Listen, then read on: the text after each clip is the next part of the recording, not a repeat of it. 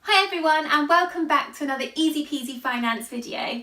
Now today's a little bit of a different one. I'm going to be telling you how to spend your money rather than how to save it, and this is all about buying a house. So when I first bought my first house, honestly I had no idea what costs were associated with it.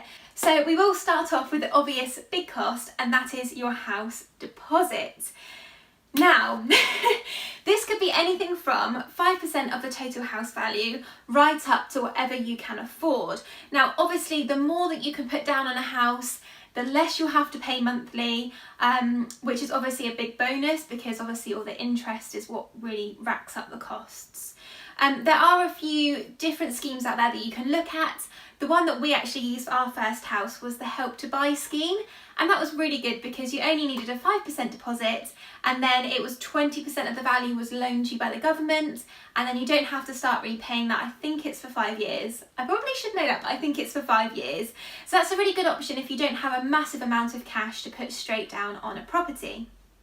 Now, the second biggest cost is stamp duty. Now, this is something that I never heard of. I've never heard really anyone else speak about it, but this is basically a tax for buying your house. And there's loads of different calculations that go on here, and there's sort of different brackets that you fall into. But what I would really recommend you doing is, once you know sort of the range of houses you're going to be looking at and how much they're going to cost, I'd recommend just going onto Google and just using one of the calculators to work out how much stamp duty you might be expected to pay. Now, another unknown cost is the valuation from a mortgage lender. This is kind of one of those other hidden costs that you don't really know about until you come to buy or sell a house. So basically your mortgage lender will want to know that the value that they're giving you is worth it, so they've kind of got something to take if you default on your mortgage, which is scary. So this is something that will come out and they will check around the house, make sure it's the right value. So this can cost anything between £150 to £1,500, and it all really depends on who your mortgage lender is, how big the house is, and other things like that. Something else that is kind of another one of those hidden ones is a surveyor. So this is someone that's going to come round to the house you want to buy and just make sure everything's up to scratch, there isn't any mould, damp, anything like that. And again, these really do vary in price, as I said with the previous costs, and they can be anything between sort of £250 to £800 and more, to be honest. It depends what level of survey you are looking for. The next cost is a solicitor. So whether you're just buying a house or you're buying and selling, you will need a solicitor to carry out sort of all of the boring paperwork, and they'll normally charge between £1,000 to £2,000, but again, these are all really ballpark figures and they do completely vary depending on what size house and things like that.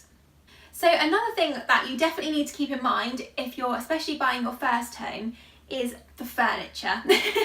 You need something to put in that lovely new house you just bought. So what I would really recommend here is actually just checking out sort of any deals you have going in your area to try and get that really essential furniture that you need.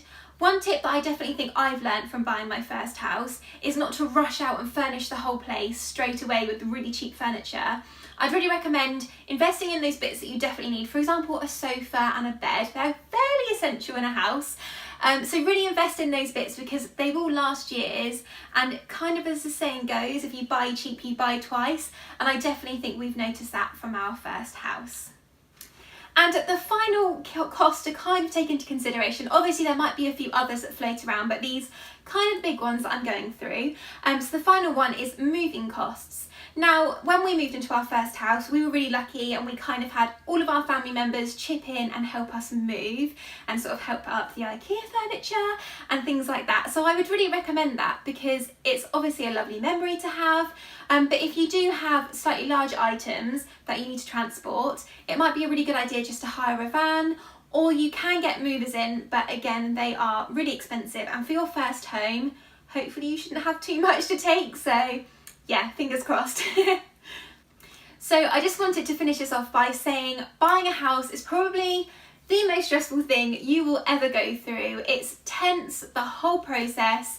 Yeah, but as soon as you move in, it is honestly the best thing in the world, and all that saving you've done prior to moving in will totally pay off and you will love it. So I really hope this video has helped. If you do have any tips for new, like first time buyers or new homeowners or anything like that, please pop them in the comments below and let's try and help this community buy their first house. I'll see you guys soon. Bye!